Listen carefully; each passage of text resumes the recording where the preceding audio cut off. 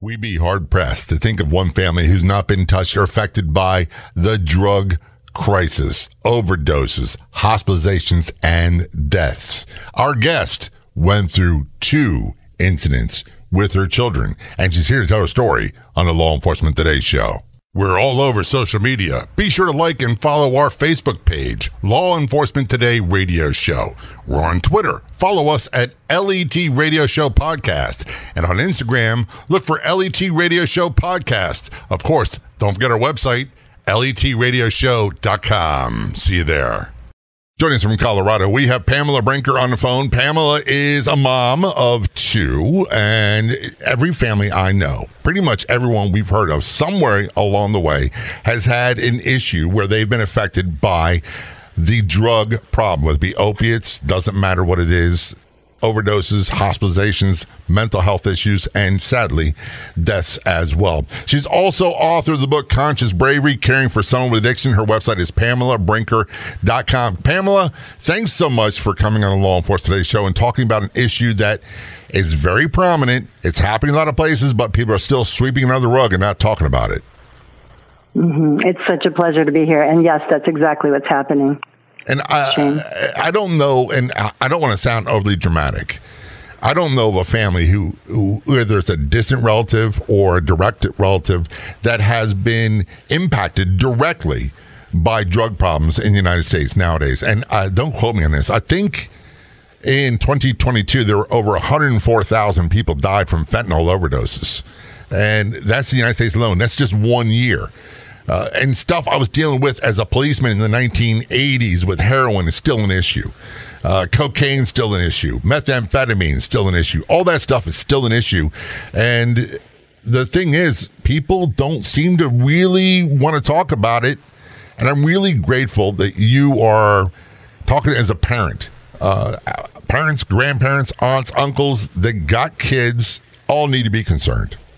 Absolutely. Yeah, I'm glad to speak from my personal experience, and that's what I feel how we can help one another is actually talking about what's happening to us and what we're doing about it. You've got 2 sons, correct? Yes. And they're in their 20s now, but they were teenagers. All right. How are they doing now? Addicted. Now they're great. That's wood I'm knocking on, and they're doing well. So they're both clean, sober as of today, but that's one of the things that it took me a long time to realize that relapse is part of the struggle. Not necessarily. I've been sober almost 31 years now. Never had a relapse. Right. That's a term that medical professionals came up with, and they convince people that it's part of the equation. It doesn't have to be. You're absolutely right. It doesn't have to be, but for many people that I've treated it has been. And unfortunately, here's what happens, Pamela. And unfortunately, that becomes, in my opinion, an excuse for people to go out there and try one more time. And if they've been with opiates in particular, and they've been off them for a while, and their tolerance is gone, and they get something with a little bit of fentanyl in it, it kills them. And they die in dramatic fashion. So I'm not one to advocate for the term relapse. And when people talk about that in a clinical sense, I will argue all day long. All day long. Love that. And I don't love the word relapse either. I just use it because that's what everyone else identifies it with. Maybe the best way to talk about it is to put it on a continuum and call it setbacks, realigning. I'm sure, hats off to you, by the way. That's a huge accomplishment to be sober 31 years. Well, I was forced into it. Like many people. And for me, I don't talk about it in this show because it's not about my story. But for me to have a happy, productive life, that's a requirement. Oh, and I love that you're saying that, John Jay, because a happy, productive life is what we all want. And that's what I wanted, but that's where the challenge was. My sons were having humongous troubles, and so it was hard to find happiness at times. But I guard my happiness with my life now, that's for sure. Absolutely. So when we'll talk about your story with your sons, how old were they? There's two sons and 2 incidents. Which one do you want to start with? The oldest one? Yeah, I'll start with the oldest one. And how they old are was in he their 20s. when he had a problem? When it became a real emergency for you? He was 16, and the reason why it became a problem, their stepdad, my then husband, was diagnosed with an incurable brain cancer 12 years ago and died within just a little over a year. And so both of my sons, in their pain and grief, turned not just to me, but also to one another and to drugs and alcohol as kind of an answer to their pain. So anyway, my son was 16 when, my oldest was 16 when he first started using stimulants, doubling his doses. He had only shortly after my husband passed gotten a prescription for something like Adderall. Most people are familiar with Adderall as a treatment for ADD or ADHD, but he'd gotten something like that. But anyway, the incident happened a year ago in just around November when he got, again, 2 prescriptions for stimulants, very much like Adderall for the ADD. He was in college, and he took a month's supply in what looked like to me about 5 days, because I found the few remaining ones in his apartment bathroom.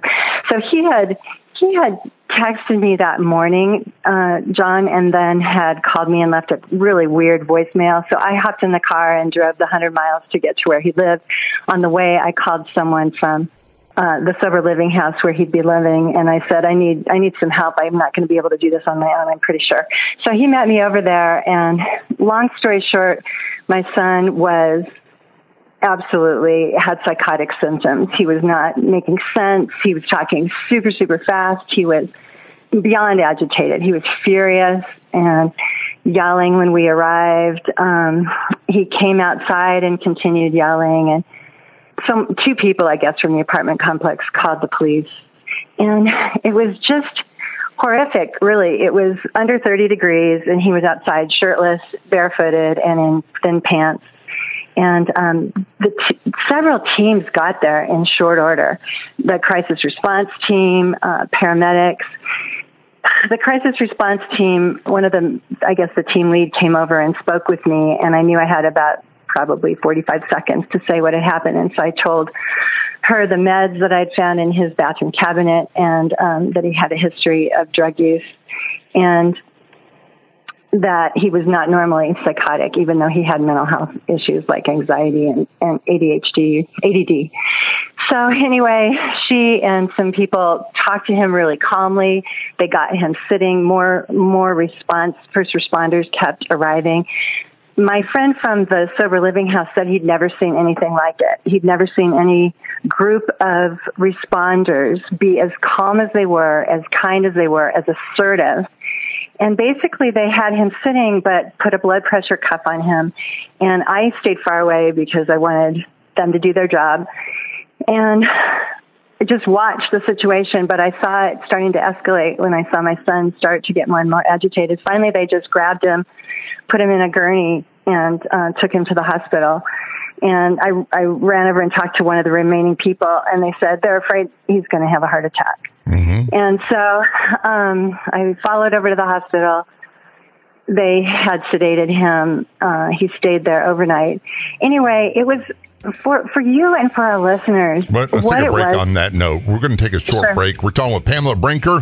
When we return, we're going to talk more about this potentially deadly drug incident with one of her sons and much more. This is Law Enforcement Today Show. Don't go anywhere. We'll be right back.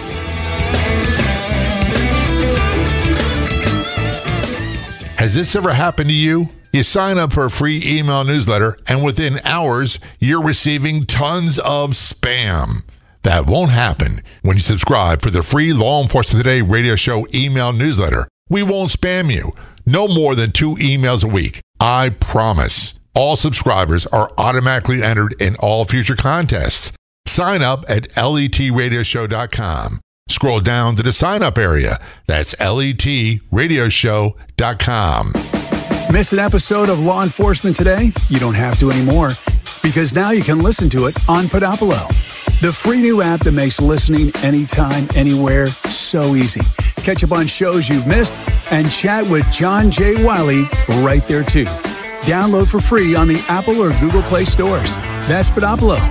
And John J. Wiley wants to hear from you inside Podopolo.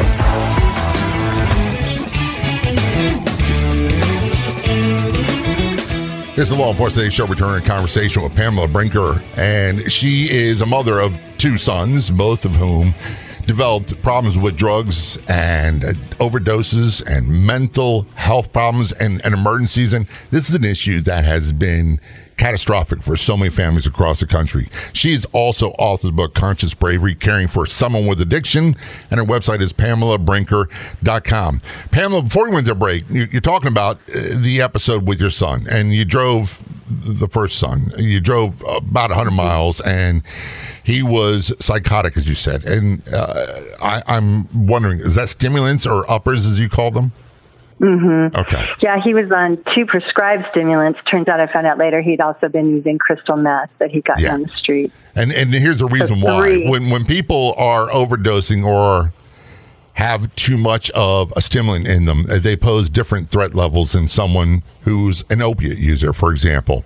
And opiates, usually they nod out and there's not a whole lot of violence from them. People with, and I'll equate it with PCP, cocaine, crack cocaine, some of the worst battles I've ever been in my police career were people with that. I'm glad it didn't come to that, or did it? It did not. And, I have to thank God and my son, too, and that team, really. I have to thank the crisis response team. And I'm a person that I've only seen police do great work, really. And unfortunately, we've been involved with the police a lot, and it's usually been the crisis response teams who are trained with mental health and addiction awareness, and they're savvy to as you said. I got to take a little bit of an exception to that, because we were doing that in the 1980s. And we had that kind of training. We just didn't have the words. Every street cop was trained in that. And we always worked in things that are so commonplace and used nowadays. De-escalation, we did every day. Community policing was called regular policing before it became a thing. And critical response teams, I'm not knocking them. I'm not knocking specialized teams. And I'm not saying there's not a need for them. But it's almost as if it's to say all the times we talk people off the edge, somehow or another, was it just luck? I don't know. We were doing it for years. No, I'm so glad you're clarifying that, actually. Yes, no, police, I think, know what they're doing. It's just that this particular team really took exception to their skill, I would say, and the timing. They threw my son in the gurney, I think, pretty much just in the nick of time. So he awoke the next morning in the hospital and thankfully, very humbly said, I need to go back to treatment. I really want to live. And he saw the terror in my eyes and knew he needed support. And some people can do it on their own. And a lot of people have to do it because they're required, but he chose it. Anyway, so that's I'm glad you said that. And here's my experience. People that have a certain threshold, where they get to a point where it be drugs or alcohol or whatever, or combinations of both. And it doesn't really matter why, but once they cross that line, almost all of them need help somewhere along the way and support for the rest of their lives to live the happy, productive, purposeful lives. There are people, and I knew plenty of them, that drank too much and they were fine. They put it down, they got married, they went to church, whatever it was, and they were fine. And many other people that were not. The one thing, before we go more into your story, is I really want people to understand this. If you have a loved one who has a drug and or alcohol problem, and especially if it's a first responder, military veteran, or a police officer, has a drug or alcohol problem, or post-traumatic stress, whatever it might be, if they're breathing in and out, there's hope for them. There's hope.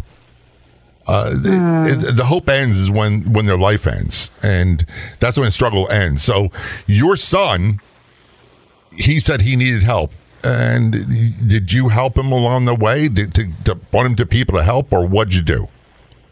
Absolutely. And I love what you said about there's always hope, because that's what I believe, that love is the fiercest force and hope outlasts any fear. And so I read about that. But yes, my sons both had a predisposition. A lot of our listeners are going to know this. They had genetics. Their grandfather was an alcoholic and a compulsive gambler. Their age of use was really young. My youngest started using at 13. My older one at 16. They both had ADD and ADHD. But there's no rhyme or reason. No one really knows what causes addiction. And so there's not a one-size-fits-all approach to treating substance use issues or mental health. We had to figure out on our own what worked for them, what worked for our family. And for our family, and maybe not every family is like this, but it was a system issue. It wasn't just them. They didn't want to have an addiction. They didn't start using stimulants when their stepfather passed and they were absolutely hitting the ground with grief. They didn't want to have mental health challenges. Nobody signs up for that and says, yeah, I really want to be addicted to alcohol and stimulants or heroin. People try it because they want the source. They want an answer to their pain, and that's what my sons did. But it was traumatic for me, too, and that's another thing I wanted to talk with you about, John Jay, is that a lot of people don't understand and don't realize they're experiencing vicarious trauma. Like, trauma was really the root of what their issues were. One of my sons has been raped, assaulted, strangled, knifed, held at gunpoint by a dealer. He has tremendous trauma. He's working through it. He knows it. He didn't know it for a long time, though. And so there I was, the mom, going, I would really like you to get help. I'd really like you to talk to somebody besides me. I'm not your therapist. I don't want to be. I'm your mom. But no, I'm fine. I just want to forget about it, was his response. And so, pardon me, you were talking about what we want our listeners to know, and I would love people to know, ask for help. Ask for help for yourself. That's what I had to do. I couldn't do it on my own. I couldn't resource from within, and I'm a super strong person. But at any rate, you asked a different question, and I kind of and before we get into your second son's story, I want to make sure that we give credit where credit's due. You as a parent, you do one thing, and we'll talk more about your role in a moment and what you've done. But secondly, he has to take a lot of responsibility for seeing through and sticking with this. And regardless of what got him there, he wound up being there, and it became a life or death situation. So I applaud him for his recovery. And, we could always make situations worse. It doesn't matter. Life is really hard on everybody. So true. When these really bad things happen and someone is a recovering addict or alcoholic or both and has mental health issues and they don't find a way to get some resiliency and I hate to say bounce with the punches, quite often the results can be fatal. And it has a tremendous impact on everybody. So true. And you're right. They both took accountability at varying levels. But you asked how much I've helped them. I helped them too much in the beginning. And that's a mistake that I got a lot of us have made. I'm being a little snarky right now. No. Look, we're talking with Pamela Brinker. Pamela is a mom of two sons. And both of her sons have mental health issues and drug or alcohol issues, and have been sober and recovering for a while. She's authored the book Conscious Bravery, Caring for Someone with Addiction, and also her website is PamelaBrinker.com. When we return on the Law Enforcement Today show, we're going to talk about the incident, the kind of cataclysmic incident with her second son, and then what drove her to do what she's doing today. This is Law Enforcement Today show. Don't go anywhere. We'll be right back. I have some exciting news to share with you. You are going to love my Your Diet Do-Over Do-It-Yourself course on harmonywithfood.com, which means you could do everything at your own pace. I put my heart and soul into this course. Have you been on every diet there is only to gain the weight back? If your relationship with food is, not that good, you should purchase the Your Diet Do-Over course. Go over to harmonywithfood.com, click the Your Diet Do-Over tab, and get started today. One of the most frequent questions we see is, where can I find great podcasts? Do you have any suggestions? Yes, we do. So we decided to start our own podcast network on Law Enforcement Today. That's right. You can find top podcasts about law enforcement on our website and our free app. Go to letradioshow.com. Click the Be Heard tab, and there you'll find the LET Podcast Network. We'll be adding more podcasts from first responders and more. Again, to find the Law Enforcement Today Podcast Network, go to letradioshow.com and click on the Be Heard in our menu, or download our free app today at letradioshow.com.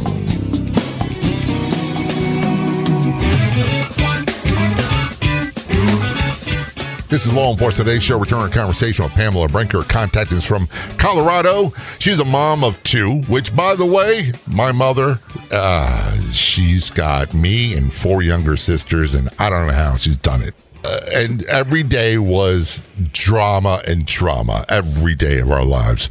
Her 2 sons both have mental health issues and drug or alcohol problems, overdoses, and she's the author of the book Conscious Bravery, Caring for Someone with Addiction, and her website is PamelaBrinker.com. Pamela, I'm so glad you're talking about this and willing to, because we said it earlier. I don't know of a family who's not been affected one way or another with a drug or alcohol problem across the United States. And there's overdose deaths, there's overdoses, there's tremendous health problems, hospitalizations, you name it. So I appreciate you coming on and telling your story from your perspective. Your first son, we talked about what happened with him, and we'll get back to that at the end. What happened with the second son? You had a problem with him as well. Well, he had tremendous challenges of varying sorts, but around, I'd say 8 years ago, we all went to bed, 10 o'clock, 10:30. And this was my youngest son. He was up after I'd gone to bed. And at around 12:30, maybe in the morning, I was awakened by a knock on my bedroom door, and it was the police saying who they were, and I woke up. Wait, there was a knock at your bedroom door, and it was the police. They were inside your house. My bedroom door. Yes, that's never good. My house. That's never good. It was horrific. I had never had that happen to me. I'd never heard of anyone to whom that had happened. Anyway, got up. They said someone called 911 from your home, and it was your son. And so I ran down the stairs. My son was there. He was sitting on the sofa crying, and he said that he had called 911 and he was clearly on some sort of drug. And I sat down next to him and tried to tenderly but assertively say, "What happened? Why did you call? What's going on?" And he said, "I was afraid I was going to kill our cat." And I just paused and listened. He said, "I had that knife out and I was going to kill Socrates, our cat." And I said, "Well, I'm really glad you called." Anyway, they helped us through that situation, the police, and helped me get calm because I was the one calm in the moment, but began having a lot of panic and anxiety as we spoke. But anyway, the situation went well, and we got him to the hospital because, grace happened, I guess. He called for help, and didn't hurt anyone in the interim, and people came on short order. But was this a drug-related situation? Yes, well? Yes. I gotta we say never knew exactly that phone what all call. he took. There's a saying I've heard many times: God does for us what we can't do for ourselves. A moment of grace. I think you used the term. A moment of clarity. Whatever it is, just thank God it happened. Absolutely. So he was in the hospital. He went to treatment shortly after that. And then I started really doing fierce work on myself because I thought, this is not clearly going away just because I'm wishing it away. And I've got to use all the tools and resources that I've ever taught my clients because I'm a psychotherapist and a workshop leader. Wait a second. Kind of like we can't just glaze it over. You're a psychotherapist at that point, and you're telling people how they should handle these situations. And did you ever in your life think you'd be in that situation yourself? I never did. I was an athlete and a musician, and I didn't even drink alcohol till I was 40. I've never used drugs. So this was all new language to me to understand drugs. Now, you I never were the wanted teacher. it in my family, tried to prevent it. Did you find it difficult to go from teacher to the student? You got it. Oh, boy. Now I can be tongue-in-cheek. Yes, I wanted to come in and just be the therapist and the teacher to my sons that I had been to my clients. And who wants that? Nobody wants a mom who's going to boss them around and tell them what they know, what she knows. So I had to step way back and do what people call loving detachment. And I had to work on myself. And I had to get to know myself and get to know the part of me that was afraid and didn't know what to do and had anxiety that I didn't want, and learn how to be the tall tree that could handle and learn how to manage my panic and even depression sometimes. Sometimes there were days I said, I can't do this. But then I would realize I don't have the luxury of despair. I've got to be a mom that can stand tall. You sound like my mother there. When you say that, and my dad passed away many years ago from lung cancer, and she always said, he was in the Navy, he was gone a lot on med cruises, those sorts of things, and she ruled the roost. But she always said, I don't have a choice. I'm the mom. I have to do these sort of things. If I don't feel good, if I feel bad, if my back is hurting. She loves to tell a story about when I was a baby, about 6 months old. No. Actually, 11 months older, my sister Mary Helen was born, and my mom had to crawl around because she couldn't walk. But she said, I'm the mother. I didn't have a choice. These kids needed me. What are you going to do? You can't just fold up camp and say, that's it, I give. I'm uncle. I'm done. Right. It's so true. I love your mom. I love your approach. She's a trooper. She's a tough lady. I tell people all the time, and we'll get back to your story in a moment, I have never been hit harder in my life than by my mom. And I'm not saying that I've had brawls with killers and all kinds of stuff as a police officer, and none of them could pack a punch like she did. So your son had this moment of clarity. He called for help. And I'm going to kind of fast forward because I think the real magic is going to be in you and your transformation. He went for help. He got help. Is he doing okay now? Yes, he's doing okay now. Absolutely. He actually became a peer recovery coach for a short period of time, but they're both doing okay now, and they want to help other people. And hats off to both of them, because that's right. No parent wants to become people throw out the word codependent. I don't love that word because I don't think everyone is. We all just want to help, and we do our best to do that. And it turns out sometimes we manage or overmanage. I overmanaged. I over-enabled. But anyway, I try to be really aware now. That's why I like the word conscious. I try to be conscious now. And whether or not they continue to succeed, John Jay, I've got to. Right.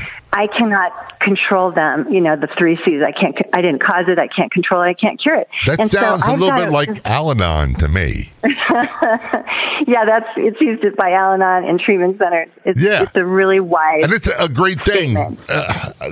Again, one of the key things is for those, we know people that are affected, and they live with alcoholics, they live with drug addicts or whatever, and their life is like in a blender, up and down and out of control. And the trick is, how do I have a happy life in spite of? And I'm a father of 2 daughters. Even though they're in their 30s now, they're both really doing very well. I went through that period of time where I worried about them as well and had those talks with them and said, hey, I think the term you used before was it runs in the families. I'm not paraphrasing. I come from Irish immigrants, and our family has had issues for a very long time with alcoholism. And for me to think, or for my daughters to think that they're somehow immune, is something that we've got to have the frank conversation about. Brilliant. And I love that, because we've got to teach not just our own families, but our friends and neighbors and people we love to look at our histories and look at our predispositions. Not that everybody who has a genetic predisposition is going to turn out with an alcohol problem. My sisters, a lot of them never drank. We're more vulnerable. Yeah, a lot of my sisters never drank, and we could talk about that at length. What I really want to talk about is, when we return, I promise you, we're going to talk about Pamela's journey from being a mom, overcoming the issues she had to deal with, and what she does about it today. This is the Law Enforcement Today Show. We're going to turn to our conversation with Pamela Brinker in just a few moments. Don't go anywhere. I promise you. We'll be right back.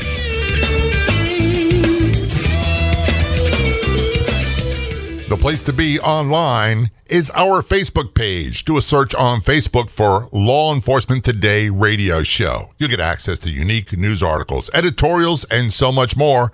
That's Law Enforcement Today Radio Show on Facebook.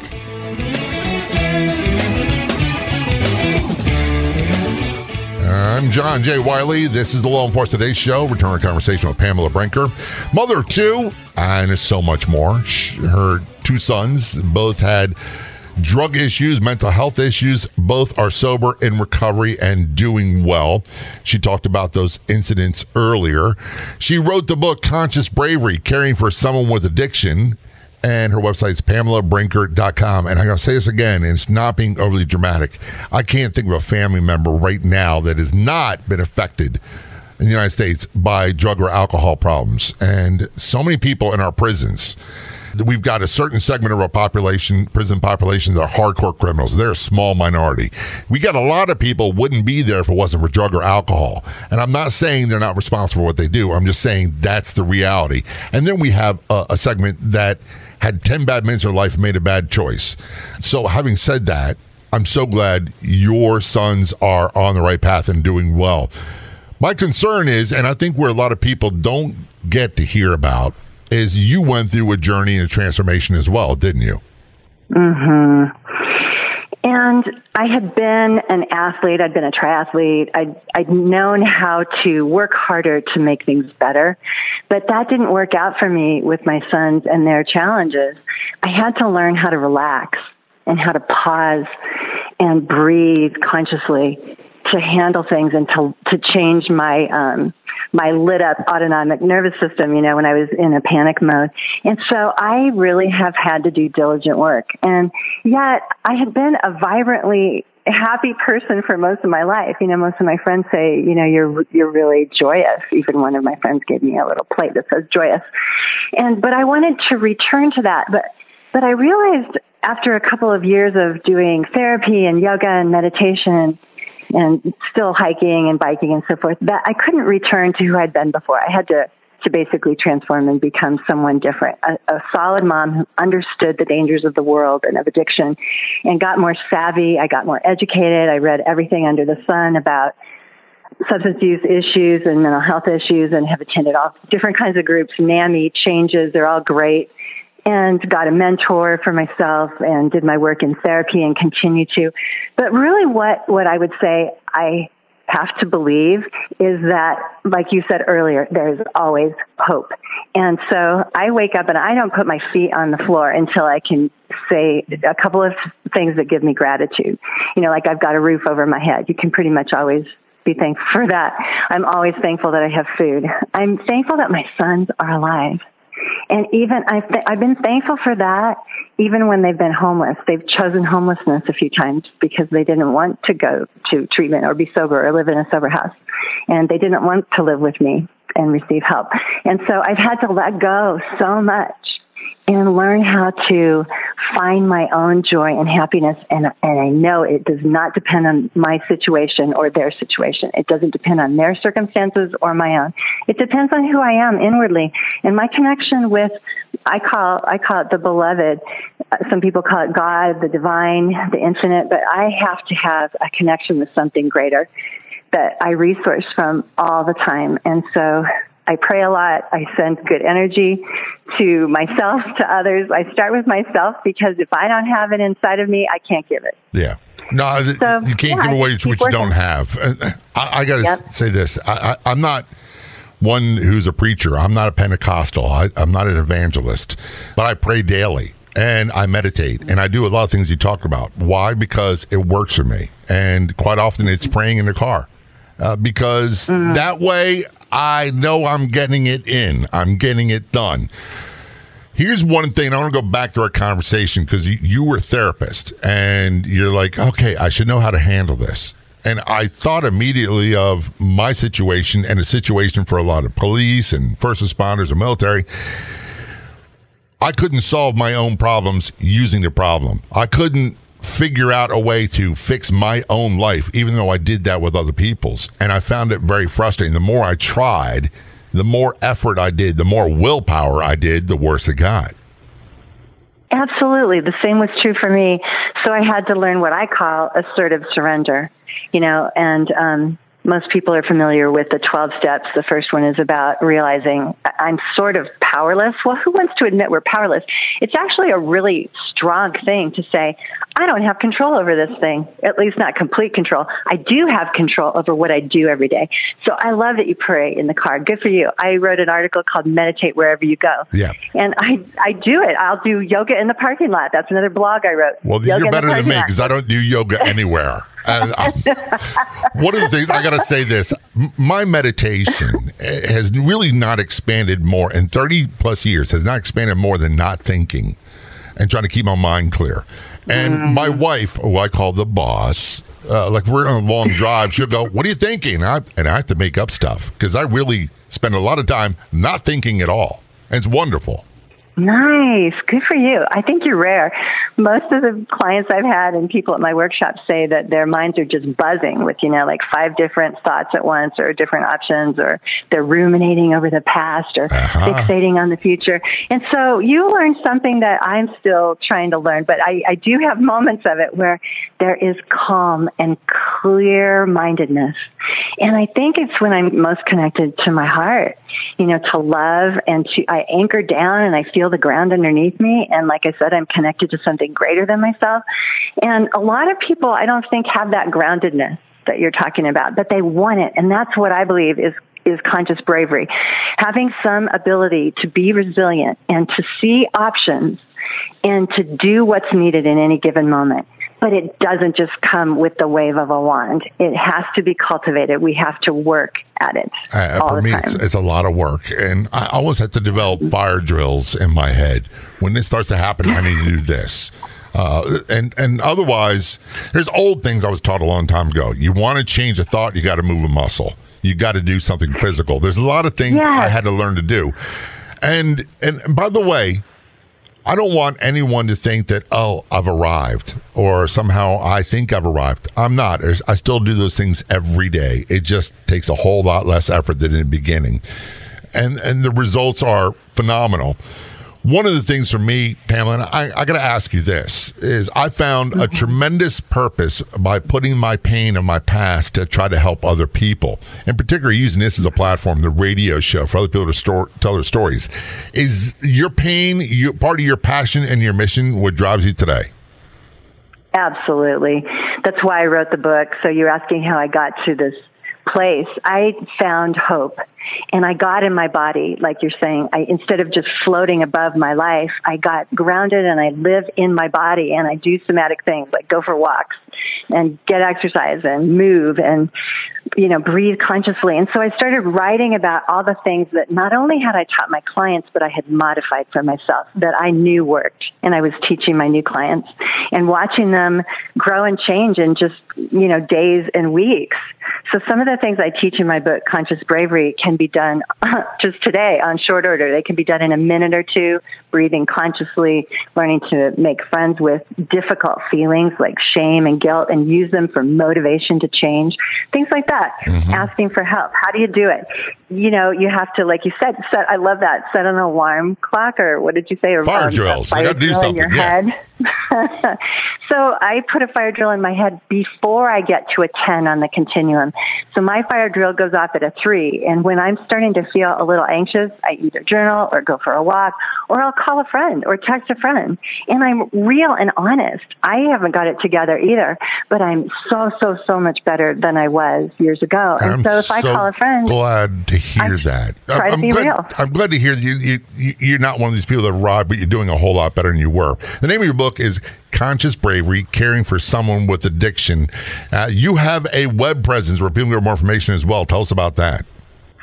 I have a website, PamelaBrinker.com. I've written, 35 blogs on there. There are testimonials from my clients. There's some really hopeful tips. You can go online and sign up for my email. I have a Bravery Bite, B-I-T-E, that goes out twice a month. It's just free. I'm just here to help people. That's part of my mission. Is I want to see people get better. I want to see us break the stigma as a group collectively. I can't do it on my own. And so you can go on my website. You can buy my book there. It's really inexpensive right now because it was a bestseller in May, and Amazon reduced the price because they overstocked. So it's like around $3 right now if you go to Amazon.com and look up Conscious Bravery, Pamela Brinker. I narrated it on Audible. And I have a YouTube channel too, John Jay, and it has little 2-minute shorts that hopefully could be helpful to anyone. Pamela, I'm really so appreciative that you came and told your story, very much needed. And please, again, tell your sons I said thank you and well done. Thank you so much. I will tell them that. And it's just a joy talking with you. And it's really a pleasure and an honor to be here with you and your listeners. I'd like to thank our guests so much for coming on the Law Enforcement Today radio show. The Law Enforcement Today radio show is a nationally syndicated radio show broadcast on numerous stations once a week and growing.